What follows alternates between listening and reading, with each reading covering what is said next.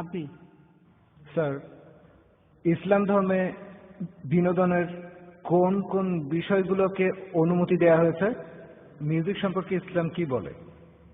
আর Sufism সম্পর্কে কি কিছু বলবেন? এটা কি ইসলামের কাঠামোর মধ্যে পড়ে নাকি পড়ে না? ভাই, আপনি হালাল বিনোদনের কথা বলছেন। বিনোদনটা আসলে আপনার দৃষ্টিভঙ্গির উপর। আপনার জন্য যেটা বিনোদন আমার জন্য নাও হতে পারে। যেমন এই অনুষ্ঠানের লোকজন বিনোদন পাচ্ছে, অনেক কিছু তারা শিখতে পারছে, এটা হালাল। তাহলে হালাল বিনোদন হলো সেই বিনোদন যেটা কোরআন আর সুন্নাহর বিপক্ষে যাবে না।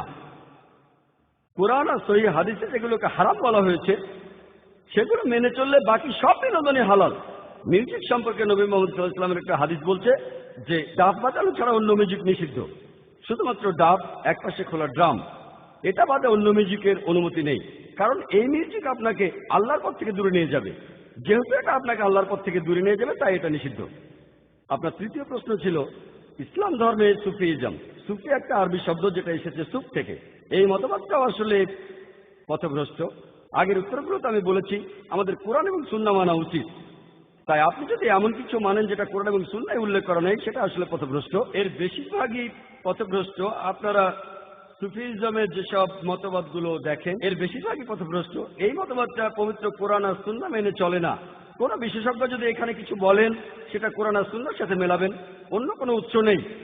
সঠিক উৎস হলো কোরআন আর সহিহ হাদিস।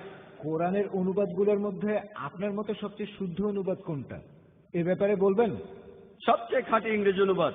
ভাই, আল্লাহ এখানে আরবিতে বলেছেন 100% কোনো ভুল ছাড়া। সবগুলো অনুবাদই করেছে মানুষ, আর সেখানে ভুল থাকবেই। তাই পবিত্র কোরআনে কোনো নির্ভুল অনুবাদ নেই। হ্যাঁ, তবে যে অনুবাদগুলো পাওয়া যায় আমার মতে ভালো অনুবাদটা সেগুলোর মধ্যে একটা হলো সহিহ ইন্টারন্যাশনাল। আমি ইংরেজি অনুবাদের কথা বলছি, অন্য ভাষার ব্যাপারে আপনাকে খুঁজে দেখতে হবে। আমার মতে কোরআনের একটা ভালো ইংরেজি অনুবাদ হলো সহিহ ইন্টারন্যাশনাল, যেটা ইংরেজিতে অনুবাদ করেছেন 3 জন মহিলা। তারা সবাই আসলে আমেরিকান, পশ্চিমা সভ্যতার মানুষ। তারা সবাই মুসলমান হয়েছিলেন। সহিহ ইন্টারন্যাশনাল আগে একজন ভাইকে একটা কপি দিয়েছিলাম, আর আপনি চাইলেও দেবো ইনশাআল্লাহ। লেকচার শেষে ভাই আশরাফের সাথে যোগাযোগ করুন, তিনি আপনাকে একটা কপি দেবেন, আর আপনি সেটা পড়ে দেখুন। আশা করি উত্তরটা পেয়েছেন। জি, ধন্যবাদ। আপনাকেও ধন্যবাদ।